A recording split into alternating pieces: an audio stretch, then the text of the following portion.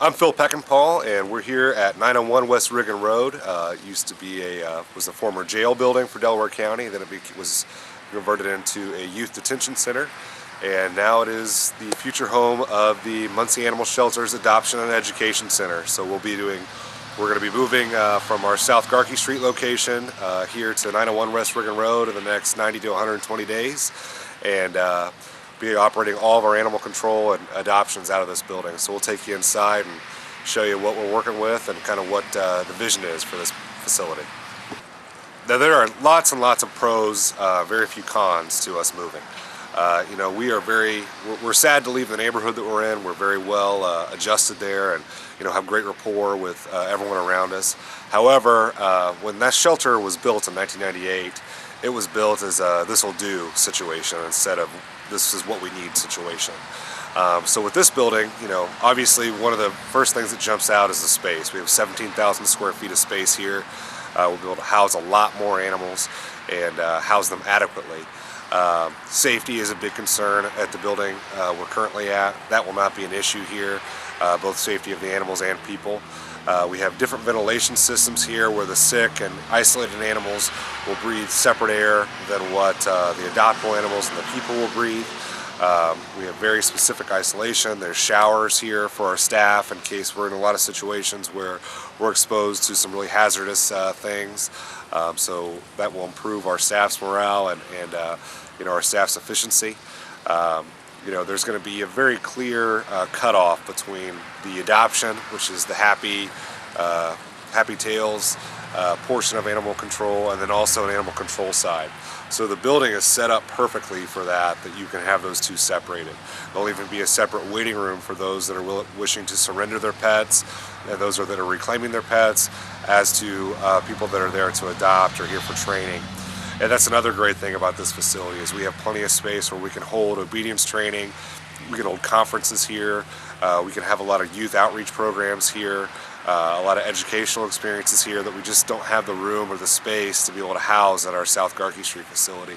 So really the sky's the limit here. This has been brought on by myself, Todd Donati, Mayor Tyler, and Allison Quirk have really been the catalyst in this. It's been a process that we've been working through for the past several months, and we're happy today to announce that it's happening, and we'll be in this facility very soon. So we're here inside the building, and as you can see, there's definitely some repairs needed. That work will start very soon. What happened in this actual part is the sprinkler system has busted. That will be repaired. All the ceiling tiles will be repaired. And the configuration of this space will be completely different. This wall will be knocked down. That will be an adoption area waiting room. This will be converted into a animal control side waiting room where if you're surrendering or if you're reclaiming, you would wait there. This front desk area will be all the way across. There'll be an electric gate here to let people by when they want to come back to adopt. We'll have some space here for merchandise if we sell leashes or T-shirts or whatever we need here. Here's just some office space. This is going to be my office, which is exciting. This is just going to be a copy room where we house office supplies. This is another office. This door's locked. Don't have a key to it, so we'll have to fix that. Another office space.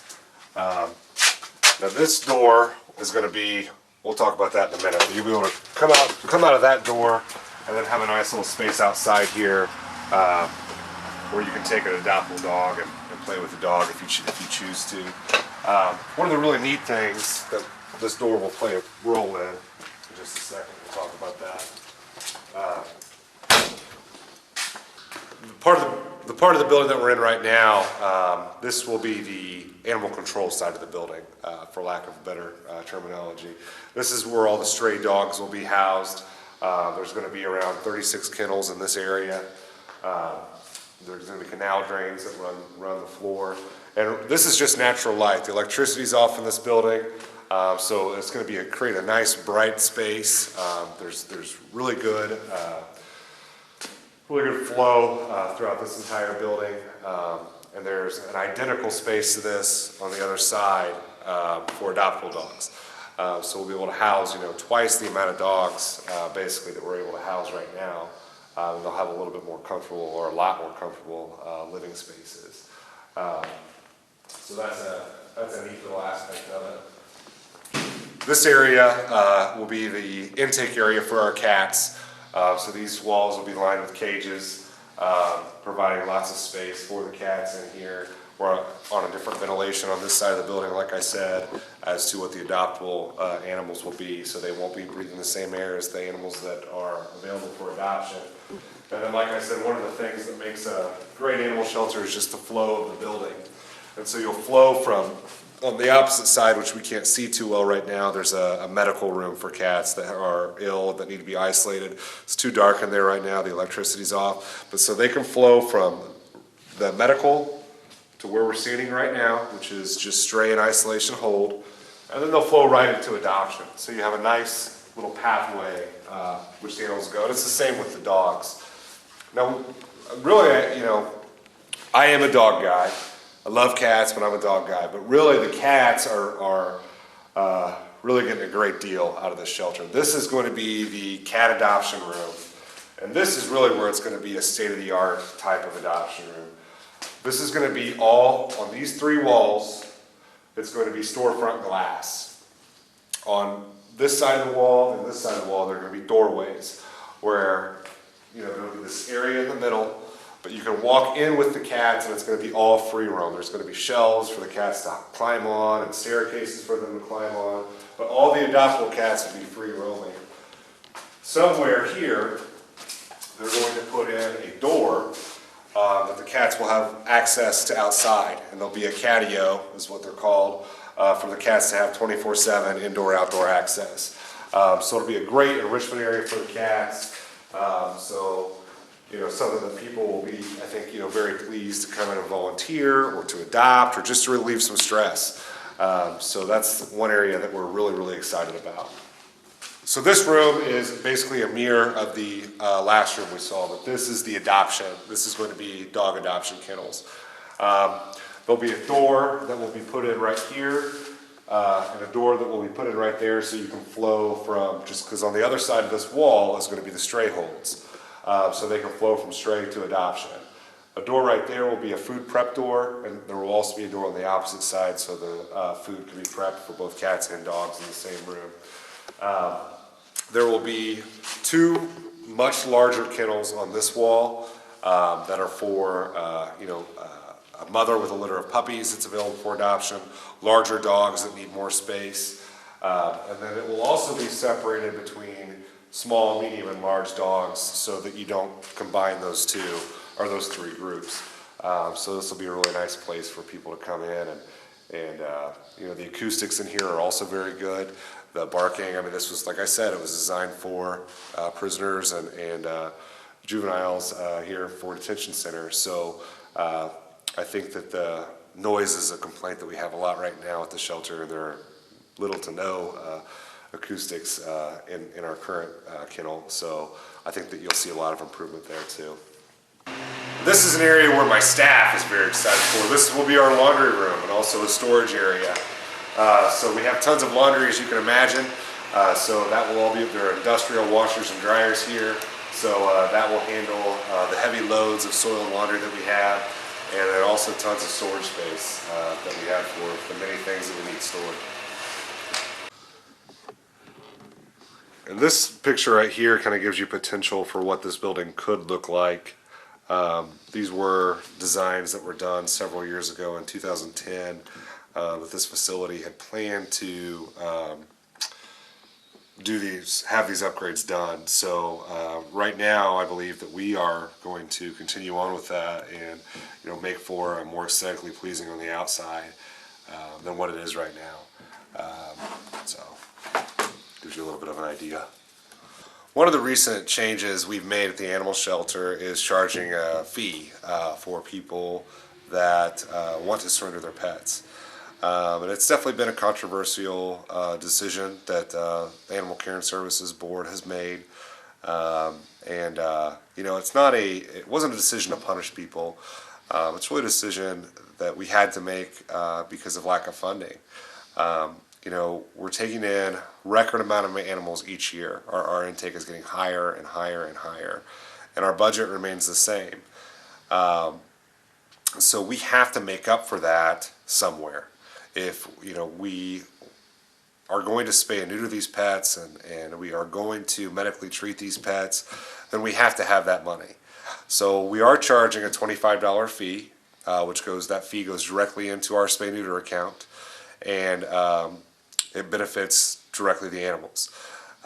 So if you are going to bring your dog or your cat and you own them, it will cost you $25. However, if it's a fee that you just can't afford, if you've lost your home, if you've lost your job and you're surrendering your pet, we will work with you on that. We definitely are not instituting this fee to discourage people from bringing pets to the shelter. That is why we are there. We just have to make up that ground somewhere. And there are not a whole lot of options for us. And if you find a pet, there is no fee for that. I mean, we will not punish good citizenship. We encourage you to bring it in. We want to find its owner. And that's another thing. We charge already for individuals who are coming to reclaim their pet, who are being responsible. So, I don't think that it's, absurd for us to charge a fee for those who are dropping them off, to assure the care that the pets are to receive. It's something that we didn't just do overnight. It was completely thought out. One of the concerns is that we'll see more animals being abandoned or dumped. And I'm not going to lie, I had those same concerns at first as well. I don't think that we will see that. I think that if anything, I'm going to see more people lie and say that the pet's astray. And we're not going to put you up to a polygraph test. This is kind of an on the honor system. If you can make that donation to our spay and neuter account when you surrender your pet, that's great. If it's something that you just can't do, like I said, we'll work with you. And all of that money goes into our spay and neuter account. And now the ordinance has changed that every animal that leaves has to be spayed and neutered before it leaves. So we burn through that money pretty quickly. So having this extra income, we think, will help. If it's something that is not working, I'm not so hard-headed that it's this way or no way. I mean, we can always revisit it. This isn't written in stone. It's just something that we're trying to, see if we can bring in a little bit more revenue to the shelter that we desperately need. Obviously, with this space, and there's going to be a little bit more responsibility for our staff, we probably will have to grow our staff somewhat. Next year in our budget, we've been approved for 2 more part-time positions. I'd like to bring in a volunteer coordinator because I really that's one thing that I think is really advantageous to this facility. We're right on a main road that's well traveled. Before, we were kind of out of sight, out of mind. And I think that people will want to come to this facility and see this facility. I think it's something that people will be proud of. So we're really going to have a really strong volunteer recruitment effort once we come out here and try to just load down with hundreds of volunteers if we can. So one of the positions that we are going to hire is a volunteer coordinator. They'll come in and do 2 or 3 days a week of work. Another position that we'd like to hire is an adoption coordinator. Somebody that it's a part-time position, but their sole job will be to handle adoptions of dogs and cats, answer questions, and then hopefully we can have a couple volunteers that are trained in that as well that will be able to assist with adoptions as well. A lot of facilities that are of this size and in towns and cities that are made up very similar to Muncie have tons of volunteer positions that are actual positions with actual responsibilities that people come in at certain times and they don't get paid, they're there volunteering, but they have a very specific set of responsibilities. So I'd love to build a program like that where we have people that are just giving out of the goodness of their heart to this facility and to the animals inside it. One of the great things about this building is that it was donated to the Muncie Redevelopment Commission, who in turn is donating it to the city for use in the animal shelter. So the people that had this building before were generous enough and were big animal lovers and thought, what a great use for this space as an animal shelter. So there's not a whole lot of costs that are going to be associated with this building. The reconstruction is estimated to be around $250,000. So it's really not a huge investment for what we get out of the investment. Right now, the old shelter, the Mayor Tyler is very adamant that he wants a purpose for the old shelter building. Several things have been kicked around. We're going to leave it within the city. It's not going to go up for public sale. It might be used for storage for some other departments, such as the street or parks department. There was some talk of the Muncie Police Department still having access to the building and using it for various things. And then another thing that we've talked about is leaving it in control of the animal shelter. When we have these situations where we have, take in 50 or 60 dogs or cats at once, we can kind of create that as a intake building or an overflow building if we ever get in those situations. Now, with this building, we want to house so many more animals than we were housed there. That might be rare, but you never know. I mean, we've taken in, large amounts of animals here in the past 4 years, so we still may be able to get some utilization out of that building. One of the things that that we are in discussions of right now at this building, and it's a rare thing, but it definitely happens, is when we take in livestock or farm animals or horses. There's plenty of room here in the back. I'm not sure how many acres we're located on, but I would assume that it's several.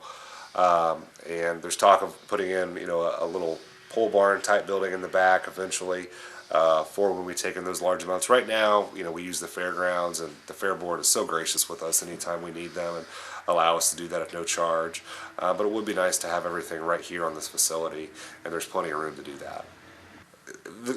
This building has so many things going for it.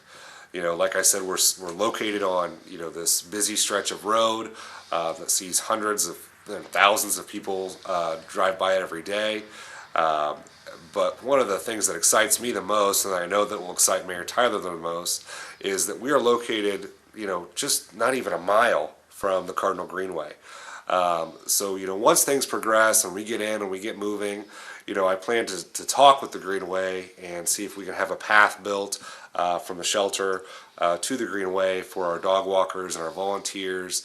And it's just a great way to utilize that space and get our dogs some much needed exercise, and it provides a wonderful outlet for our volunteers.